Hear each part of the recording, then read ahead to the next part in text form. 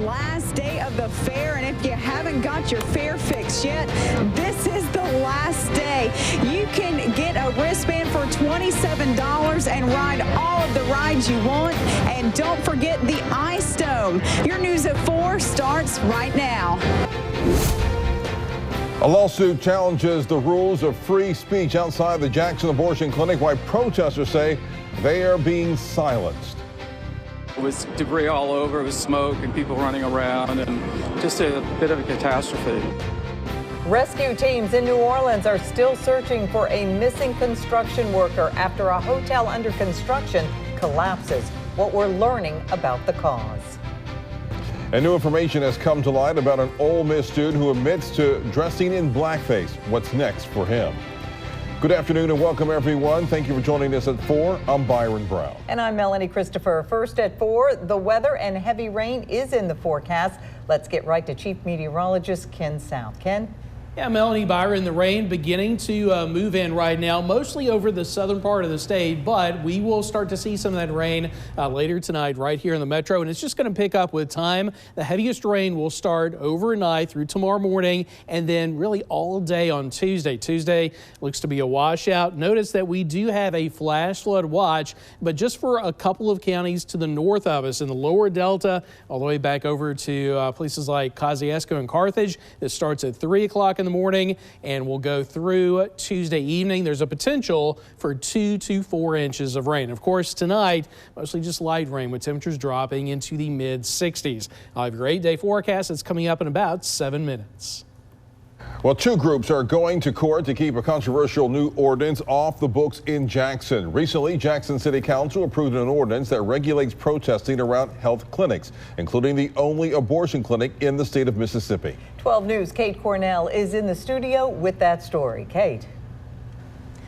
Melanie and Byron, no one that I've spoken to today is feeling nonchalant about this ordinance. The new ordinance is intended to create a buffer between protesters and patients at the Jackson Women's Health Center, better known as the Pink House. It requires that protesters keep an 8-foot radius between themselves and patients, as well as keeping a 15-foot radius from the center itself. The Mississippi Justice Institute and the group Sidewalk Advocates for Life are filing a lawsuit. The director of Mississippi Justice Institute explains that speech ordinances must be neutral. He says that this one is not. This is a content-based speech regulation because it prohibits speech about abortion, but it does not prohibit speech about other topics. It is also a speaker-based speech regulation because it prohibits our clients from engaging in speech about abortion near the clinic, but it does not prohibit other people from engaging in those same conversations, including abortion clinic employees and their agents. Violations of this ordinance will cost you up to $1,000 in fines and a 90-day stay in jail. The city of Jackson says the ordinance is based on well-established case law and was passed after thorough consideration. Coming up on 12 News at 6, we will hear from a volunteer escort at the clinic as well as a Fondren business owner who says his restaurant has suffered from the protesters. Melanie and Byron. Thank you, Kate. An update now on an Amber Alert for a missing 3-year-old girl in Alabama. Police are questioning a potential suspect. Police in Birmingham say Camille McKinney, whose nickname is Cupcake, was lured away from a birthday party. Investigators say a man and a woman in an SUV pulled up and took the girl Saturday. Camille's father said he will do anything to get her back. I want her back bad, and I'll do anything to have my baby back. And it's going to get deeper than this. The city already locked down, so y'all need to bring the baby back. Police have a person of interest in custody and have located the SUV used to abduct the child, but still no sign of Camille. A woman in Meridian is facing felony charges after the body of a 5-year-old boy was found in a garbage bag in her basement. Alicia Thames was arrested on 2 counts of contributing to the neglect of a minor. Thames is the owner of the house where the body of a 5-year-old Jackie Toole was found. Toole was reported missing back in September. Currently, Thames is free on bond. Rescue teams in New Orleans are still searching for a missing construction worker in the rubble of a deadly building collapse. Dramatic video captured the moment when the Hard Rock Hotel, which was under construction, toppled onto a busy street below. At least 2 people were killed, another 30 were injured.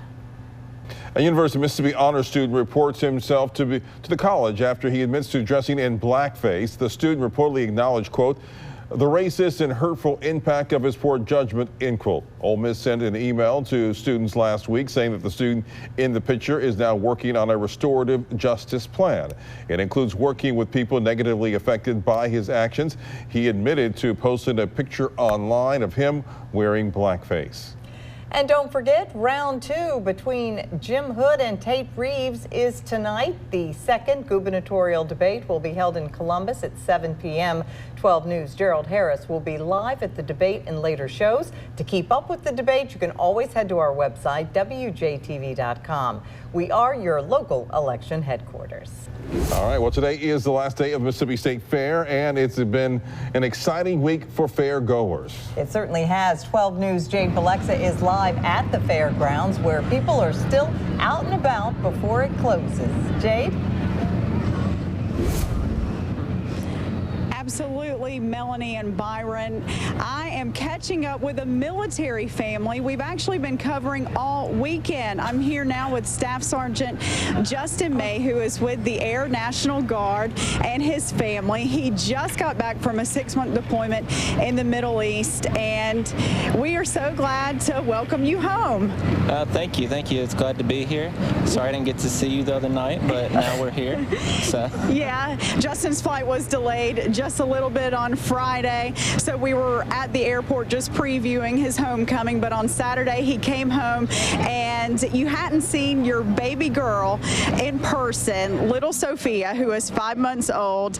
And how does it feel to be here at the fair with her for the first time? It feels really good. I don't think she knows what's going on, but the other kids are having a blast. They've been riding all the rides that they can get on, and she decided she was going to take her nap, but it looks like she is wide awake now. Oh, perfect timing for the interview.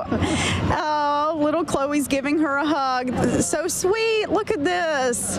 So precious. And tell us what you guys been doing today at the fair. Well, we got a little take 'em out 'em down the street, and that's my favorite place here. And then we rode the rides. I didn't ride any because I don't do that. I let the wife and the kids ride the rides. Pretty much just walking around past that, grabbing some lemonade and just other drinks. So what is it like to be here as a family together? It's really awesome.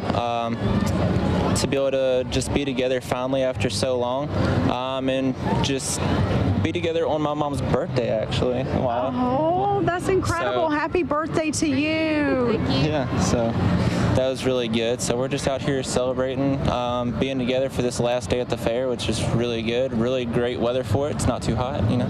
Well, it's good timing for you to return home, too. Nothing like this great weather, too. Thank you so much for talking to me, and thank you for your service. Oh, thank you. And we're going to send it back to you.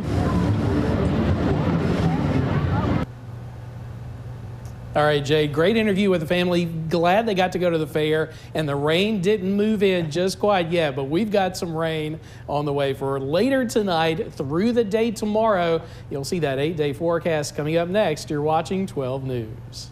A powerful typhoon devastates parts of Japan, leaving hundreds injured. Find out how crews are working to rescue survivors left in the wake of the storm. And then later, vaping seems to be increasing in younger people, while high school students using e-cigarettes is on the rise. We'll be right back.